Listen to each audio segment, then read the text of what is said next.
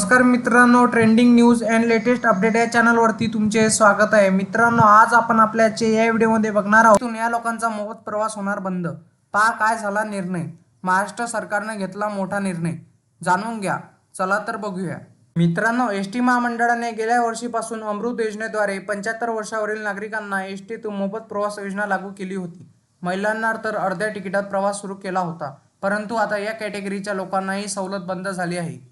कारण मित्रांनो, एसटीच्या गाड्यांमधून विविध समाज घटकांना सवलतीचा प्रवास घडविण्यात येत असतो। त्याचा फायदा अनेक समाज घटकांना होत असतो।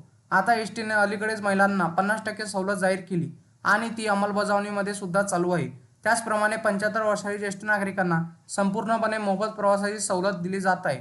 ते पण अंमलबजावणीमध्ये खूप छान चालू आहे। याचा सर्वजण फायदा घेत आहे। या सर्व सवलतीची प्रतिपूर्ती राज्य सरकारकडून वेळेत केली तर एसटीला स्वावलंबी बनवायला वेळ लागणार नाही।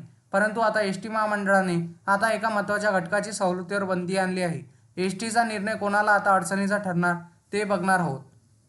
मित्रांनो, एसटी महामंडळाने गेल्या वर्षीपासून अमृत योजनेद्वारे 75 वर्षावरील नागरिकांना एसटीतून मोफत प्रवास करण्याची मुभा दिली होती। त्यानंतर एसटीने अलीकडेच महिलांना एसटीच्या सर्व श्रेणीच्या बसेसमधून महिलांना अर्ध्या तिकिटा प्रवासाची सवलत जाहीर केली होती। त्यामुळे महिलांना प्रचंड फायदा झाला आहे।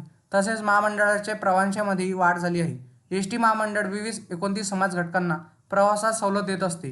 याची भरपाई राज्य सरकार स्वतंत्र निधी देऊन करीत असते। आता मात्र नवे परिपत्रक काढण्यात आले आहे। मित्रांनो, या परिपत्रकामध्ये असे नमूद केले आहे की महाराष्ट्रामध्ये कुठे पण तुम्ही महाराष्ट्र राज्य मार्ग परिवहन महामंडळाच्या बस वाहतूक विभागाच्या 2018 सालच्या परिपत्रकानुसार एसटीतून सिंगल सेल, HIV बाधित आणि डायलिसिस व हिमोफिलियाग्रस्त रुग्ण आदींना विनामूल्य प्रवास सवलत देण्यात आली होती। पण ती आता या घटकांना निमआराम किंवा आराम या बस सेवेतून मोफत प्रवास करता येणार नाही। कारण सिंगल सेल, HIV बाधित आणि डायलिसिस व हिमोफिलियाग्रस्त रुग्णांना एसटीच्या केवळ साध्या बसमधून विनामूल्य प्रवास करता येणार आहे। त्यामुळे या दुर्धर आजारी व्यक्तींना एसटीच्या निमआराम, हिरकणी, वातानुकूलित, अश्वमेध, शिवशाही, शिवनेरी, शिवाई या बसमधून सवलत बंद करण्याचे आदेश महामंडळाचे महाव्यवस्थापक सीमा जगताप यांनी आणि महाराष्ट्र राज्य परिवहन महामंडळाने महाराष्ट्र सरकारद्वारे देण्यात। मित्रांनो, तुम्हाला असेच नवनवीन व्हिडिओ बघण्यासाठी तुम्ही आपल्या चॅनलला लाईक, शेअर अँड सबस्क्राईब करा। धन्यवाद।